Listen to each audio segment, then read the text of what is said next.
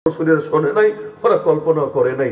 আরে শাহবাগী নামে কোনো ফিতনা তৈরি হবে, হিন্দুত্ববাদীদের আগ্রাসনে পুরো বাংলাদেশটা এক পর্যায়ে কেমন জিম্মি হয়ে থাকবে, এগুলো পূর্বের লোকেরা কল্পনা করেছে। বেশি পূর্বে লাগবে না, হাফেজ হুজুর কল্পনা করেছে, শামসুল হক ফরিদপুর রহমতুল্লাহ কল্পনা করেছেন। ওনাদের জামানে এগুলো কেউ কল্পনায় আসারও কথা না, কিন্তু দেখতে দেখতে বাংলাদেশ ওই পর্যায়ে চলে গেল। আরে আমাদের সিলেটেই তো হলো, জুমার নামাজে একদিকে নামাজ শুরু হবে আর একদিকে হিন্দুরা কীর্তন করছে ইসকন। এখন কে সহ্য করবে এটা? মুসল্লিরা বাধা দিল, মসজিদের মাইক থেকেও না করা হলো, কাজ হচ্ছে না। মুসল্লিরা যখন বাধা দিল, বিভিন্ন ভাবে বকাঝকা করলো, কাজ তো হলো না, হলোই না। এদিকে বাধ্য হয়ে ওইভাবেই নামাজ শুরু করলো, ওদিকে গানের আওয়াজ, এদিকে নামাজ শুরু করেছে। একদিকে নামাজ চলছে আর একদিকে ইসকন ঢিল মারছে, মসজিদে একের পর এক ঢিল মারছে। অবশেষে নামাজ শেষ হলো, মুসল্লিদের সাথে আরেকটু রাগারাগি, কথা কাটাকাটি হলো, স্বাভাবিক ব্যাপার। ওরা যদি এলাকায় থাকে, মুসলমানরাও তো এলাকায় থাকে, প্রত্যেকেরই তো বাক স্বাধীনতা আছে, কথা প্রকাশ করার অধিকার আছে বলেছে। কিন্তু এটাকে কেন্দ্র করে পরবর্তীতে এমন লড়াই বাঁধিয়ে দিল, কিন্তু পুলিশ এসে ওদেরকে কিচ্ছু না বলে এই নিরীহ জনতাকে নির্মমভাবে গুলি করলো। আর মামলায় তো কত শত মুসলমানকে ঢোকালো, কোনো হিসাব নাই। এমনকি অবশেষের কয়েকদিন পর যেই ইমাম সাহেবের মসজিদের এই ঘটনা, ওই ইমাম সাহেবের গলা কাটা অবস্থায়, শহীদ আব্দুর রহমান মোগলাবাজির রহমতুল্লাহ আলাইহি, আরো অনেক বছর আগের কথা, 5-6 বছর আগে, তখন ইসকনের এত ডানা গজায় নেই, ইসকন পাবলিক চিনেই সারে নেই ভালো করে, ওই সময়ের কথা। গলা কাটা অবস্থায় পাওয়া গেল মসজিদে, তার রুমের ভেতরে। এইরকম এক বাংলাদেশ হবে কে কবে কল্পনা করেছে? একসঙ্গে 3000 আলেম ওলামাকে নিয়ে বছরের পর বছর জেলখানায় ফেলে রাখবে, এমনকি আয়না ঘরের মতো সংস্কৃতি চালু হবে, কে কল্পনা করেছে? কে করেছে এটাকে? কিন্তু এই হালত গুলো তো আমাদেরকে দেখতে হয়েছে। তো আগের ফিতনা আলাদা, এখনের ফিতনা আলাদা। আর বাস্তবতা কিয়ামত যত ঘনিয়ে আসবে, নবী বলেছেন অন্ধকার রাতের মতো ফিতনা আর ফিতনা আর ফিতনা আসতে থাকবে। এত আশা আসবে, মানুষ সকালে ইমানদার, বিকালে কাফের, বিকালে ইমানদার, সকালে কাফের। ইমান হয়ে যাবে কচু পাতার পানির মতো, এই আছে এই নাই। দেখেন না, একটা ভোটের জন্য ইমান বিক্রি করে দেয়, একটা পদের জন্য ইমান বিক্রি করে দেয়, নিজের পিঠ, পেট আর পকেটের দিকে তাকাই ইমান বিক্রি করে দেয়। আরে কত লেবাসধারী পর্যন্ত কত সস্তা মূল্যে ইমান বিক্রি করে দেয়। আল্লাহ হেফাজত করুন, আল্লাহ মাফ করুন। তো যেই সমাজে ইমানই এত সস্তা বস্তু হয়ে যায়, আর নারীর ইজ্জত, যে নারীর ইজ্জত রক্ষা করার জন্য এক সময় যুদ্ধ হয়ে যেত, যুদ্ধ। এই তারেক বিন জিয়াদ কেন হামলা করেছিল গিয়ে স্পেনে? আপনি ইতিহাস ঘাটেন। ওই এক খ্রিস্টান মেয়ের চিঠি এসেছিল মুসলমানদের কাছে, মুসলমানদের গভর্নরের কাছে। সে আকুতি জানাচ্ছিল যে আমার ইজ্জতকে নিয়ে তারা ছিনিমিনি খেলতে শুরু করেছে। কেন? কারণ সেও বড় এক খ্রিস্টান গভর্নরের মেয়ে, কিন্তু তাকে আবার ওই খ্রিস্টানদের বাদশা জিম্মি বানিয়ে রেখেছে, তাকে রেপ করছে দিনের পর দিন ধরে। কিন্তু তার বাপও পারছে না, এখন কিচ্ছু বললে একদম কল্লা কাটা যাবে, লাশও খুঁজে পাওয়া যাবে না। এখন কে পারবে সাহায্য করতে? কাউরে খুঁজে পাচ্ছে না। চিঠি পাঠালো মুসলমানদের কাছে, যদিও আমি মুসলমান না, আমি খ্রিস্টান, কিন্তু আমি শুনেছি তোমাদের মুসলমানদের কাছে নারীর ইজ্জতের অনেক দাম, অনেক মূল্য আছে।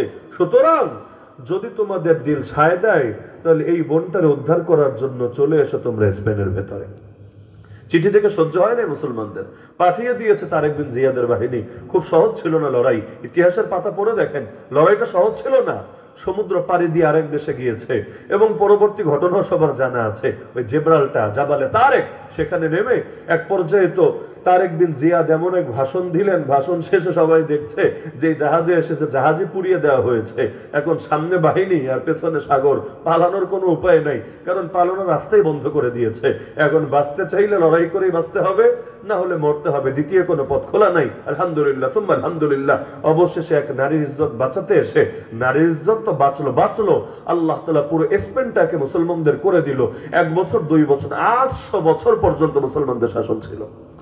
এমনকি মোহাম্মদ বিন কাসেম যে এসেছিল হিন্দুস্তানের জমিন, এমনি এমনি তো না, ওই রাজা দাহিরার বাহিনী মুসলমানদেরকে বন্দী করেছিল, এর ভেতরে নারীও ছিল। তাদের বার্তা পেয়ে বসে থাকতে পারে নাই। হাজ্জাজ বিন ইউসুফের দিল এত বড় জালেম, এত বড় জালেম, ওর কাছেও নারী ইজ্জতের এত দাম ছিল। 3বার বাহিনী পাঠালো, প্রথম 2 বার ফেল মারলো। অবশেষে এই 17 বছরের যুবক মোহাম্মদ বিন কাসেমের হাতে আল্লাহ তাআলা বিজয় দিয়ে দিল। এবং যদি পরবর্তীতে ওই জালেমের জুলুমের এবং ভ্রাতৃঘাতী সংঘাতের শিকার না হতো, হয়তো আমরা অতীত নিয়ে মানে যদি শব্দ বলা ঠিক না, কিন্তু যেই হারে গতিতে আগাচ্ছিল, যদি তাকে নিয়ে নির্মমভাবে খুন করা না হতো, তাহলে হয়তো ওই সময় গোটা হিন্দুস্তানের জমিনে কালেমার পতাকা উড়ে যেত। ওই সুলতান মাহমুদ গজনবী পর্যন্ত এতকাল মাঝখানে গ্যাপ পড়তো না, বরং বিজয় নিকেতন আগাতে আগাতে সম্পূর্ণটাই বিজয় হয়ে যেত। নারী, অন্য ধর্মের নারীরা নিয়ে পর্যন্ত এই পরিমাণ তাদের ইজ্জত নিয়ে ফিকির ছিল। আর এখন এক আফিয়া সিদ্দিকা দেখেন না, পুরো যৌবনকাল শেষ, বুড়া হয়ে গেছে, দাঁতগুলো পর্যন্ত ঘষে ঘষে পড়ে গেছে, কিডনি পর্যন্ত ড্যামেজ হয়ে গেছে। এই শেষ জীবনে এসেও মুসলমানরা আজও পারছে না তাকে মুক্ত করতে, অথচ একটা সুনিশ্চিত প্রমাণ নেই যে প্রমাণ দিয়ে তাকে বন্দী করে রাখতে পারে। শুধু অভিযোগ, ওই অভিযোগ দিয়ে আল্লাহর বান্দিকে পুরো জীবনটা তো শেষ করেছে। এমনকি এটাও জানে না তার বাচ্চাটা কই আছে, তাকে আনার সময় তার বাচ্চাটাকেও এনেছে, ওই বাচ্চা কি বেঁচে আছে না মরে গেছে, থাকলে কি খ্রিস্টান হয়ে গেছে না মুসলমান আছে, কিচ্ছু জানে না, জানতে দেওয়া হয় না। আর এই দুনিয়ায় নাকি 200 কোটি মুসলমান আছে। লজ্জা লাগা উচিত নিজেদের সংখ্যা নিয়ে গর্ব করার আগে। এমনকি কার কাছে নারীর ইজ্জতের কথা বলবেন? এখন তো মুসলিম যুবকেরাই অনেকে নারীর ইজ্জতের হরক হয়ে গেছে। নিজেরাই যদি নারীর ইজ্জত হরণ করে, তাহলে আপনি ইজ্জতের হেফাজতকারী ভাববেন কাকে? এক সময় যারা অন্য ধর্মের মেয়ের ইজ্জত বাঁচাতে পর্যন্ত দেশ জয় করে ফেলতো, আর নিজ ধর্মের মেয়েদের ইজ্জত তো নিজেরা নষ্ট করছে। এমনকি কত মুসলিম মেয়ে, হাজার হাজার মুসলিম মেয়ে হিন্দুত্ববাদীদের দ্বারা বিভিন্ন সময়ে ইজ্জতহানির শিকার হয়েছে। পত্রিকা এসেছিল আরো মনে 7-8 মাস আগে, ইন্ডিয়ার বিভিন্ন পতিতালয়ে বাংলাদেশ থেকে পাচার হয়েছে অন্তত 68,000 নারী। তো পত্রিকার রিপোর্টার কতটুকু আসে, এর বাইরেও তো আরো বহু কিছু থাকে। তা 68,000 যদি পাচার হয় শুধু পতিতালয়ে, কাউকে প্রেমের ফাঁদে ফেলে আর কাউকে তো অপহরণ করে, কিডন্যাপ করে, কতজনকে কতভাবে, আল্লাহ হেফাজত করুন। এমনকি স্বাধীনতা 54 বছর হয়ে গেল, আজ আল্লাহকেই পারলাম না তার অধিকার দিতে। একটা সংবিধান মানে সরকার আর জনগণের মধ্যে লিখিত চুক্তি, এখানে পর্যন্ত আল্লাহকে তার অধিকার ফিরাই দিতে পারলাম না। এমনকি লজ্জা লাগে কখন জানেন? আপনি ইসলামের পক্ষে রাজনীতি করবেন, মানুষকে দিন কায়েমের স্বপ্ন দেখাবেন, আপনি মানুষকে খোলাফায়ে রাশেদিনের আদর্শের কথা বলবেন, আর দিন শেষে আপনাকেও আধুনিকতার সুরে সুর মিলিয়ে ইসলামকে কাটছাট করে মডার্ন ভাষণ পরিবেশন করতে হবে জাতির সামনে। আমরা যদি ক্ষমতায় আসি নামাজ বাধ্য করব না, আমরা যদি ক্ষমতায় আসি নারীর পর্দা করা জরুরি না, মনে চাইলে করবে, না মনে চাইলে না করবে। তো ভাই, তোমার ক্ষমতায় আসার কি দরকারটা আছে? দরকারটা কি? আল্লাহ তো বলেছেন যে মুসলমানরা সরকার হলে 1 নম্বর দায়িত্ব আকামুস সালাত, সালাত কায়েম করবে, 1 নম্বর দায়িত্ব। 2 নম্বর দায়িত্ব আতাউজ যাকাত, যাকাত আদায় করবে, যাকাত ভিত্তিক অর্থনীতি সাজাবে, সুদ ভিত্তিক অর্থনীতি না, যাকাত ভিত্তিক অর্থনীতি। 3 নম্বর দায়িত্ব আমারু বিল মারুফ, সৎ কাজের আদেশ করবে, যত সৎ কাজ আছে, ওয়া নাহাউ আনিল মুনকার, অসৎ কাজ থেকে নিষেধ করবে। নিষেধ খালি মৌখিক নিষেধ না, কারণ নবী ইমানের 3টা স্তর দিয়েছেন। যার হাত আছে হাত দিয়ে, যার হাত নাই মুখ দিয়ে, যার মুখ নাই দিল দিয়ে।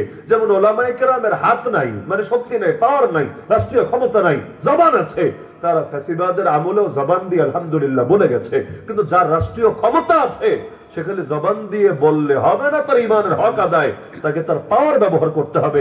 যেমন আপনি বাবা হয়েছেন, বাবা আপনার সন্তানের বয়স 10 হলে নামাজের জন্য ওরে পিটাতে হবে, এটাই নবীর আদেশ, এটাই নবীর সুন্নাহ। যদি না পিটান আপনিও পাপী। 10 বছরের বাচ্চা যে এখনো বালেগ হয় নাই, ওরেই যদি পিটানো নবীর আদেশ হয়, তাহলে 20 বছরের ছেলে, 25-30 বছরের ছেলে, তো ফ্যামিলির শাসক হলে ফ্যামিলিতে যেভাবে পিটা হলো নামাজ কায়েম করতে হয়, দেশের শাসক হলে দেশের সবাই, কারণ ওয়াজ দিয়ে সবাই পরিবর্তন হবে না। শুধু ওয়াজেই যদি কাজ হতো, আমার নবীর মক্কার যুগে ইসলাম কায়েম হয়ে যেত।